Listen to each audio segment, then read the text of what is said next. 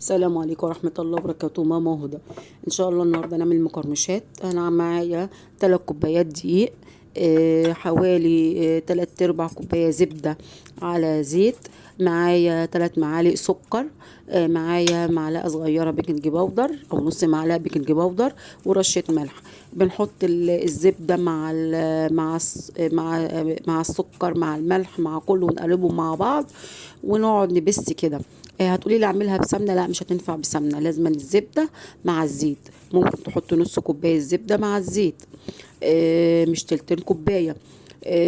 لازم تبسي كده، وبعدين بتلملميها بالميه. الميه دي بتبقى حوالي نص كوبايه، وممكن تاخدها كلها وممكن ما تاخدهاش كلها على حسب نوع الدقيق.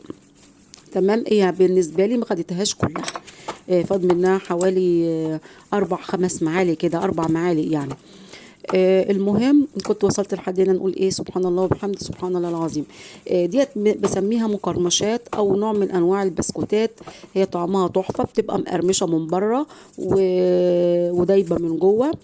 بس طعمها رهيب. ممكن تشكليها، تفرديها ما بين كيسين وتعملي قلوب، تعملي اللهم صل على النبي دواير، تعملي اي شكل. انا طبعا انا بحب الشكلين دول، فعملتها بالشكلين دول.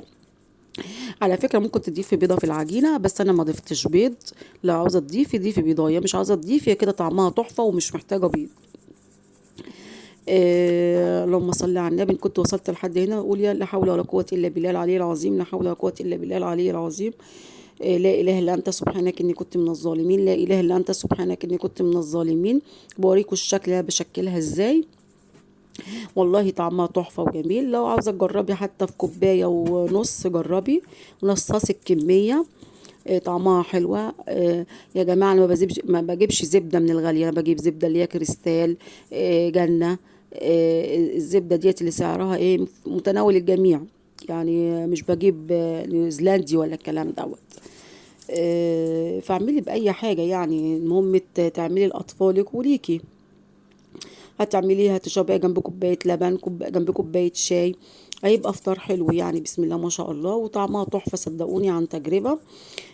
يا ريت تجربوها، يا ريت تجربوها، يا ريت تجربوها بجد. انا بدي المعلومة بأمانة. هتسميها مقرمشات، هتسميها بسكوت، هتسميها مخبوزات، تسميها اي حاجة، بس هي صراحة طعمها تحفة تحفة تحفة تحفة. لو جربتيها مش هتسليها ابدا وفي ثواني. بالنسبة للتسوية بتاعتها بتسويها، لو عندك فرن بدرجات هتسويها على 150 160، مش هتزيدي عن كده. ما عندكيش فرن درجات يبقى درجة الحرارة المتوسطة. ما بتولعيش الفرن قبليها، انت بتشكلي وتروحي مولعة الفرن وحطها على طول في الفرن.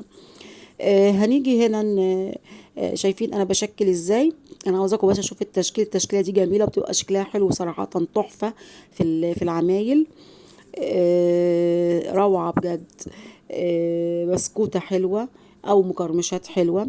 على فكرة عاوزة تدهني وشها وترش على وشها سمسم، ادهني بصفار بيض كده مخفف بلبن وادهنيها. شايفين التحمير بتاعها جميل ازاي؟ مستكاوي من ورا واحمر من جوه من بره. تحفة. بوريكم ازاي هي مقرمشة من بره ودايبة من جوه، طعمها تحفة بجد. مش هتسليها ابدا، مش هتبطلي تعمليها. يا رب إن كنت وصلت لحد هنا نقول إيه؟ سبحان الله وبحمده، سبحان الله العظيم، لا إله إلا أنت سبحانك إني كنت من الظالمين. اللهم صل وسلم وبارك على سيدنا محمد، اللهم صل وسلم وبارك على سيدنا محمد، اللهم صل وسلم وبارك على سيدنا محمد.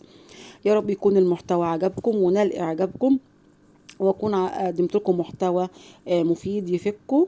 والسلام عليكم ورحمة الله وبركاته.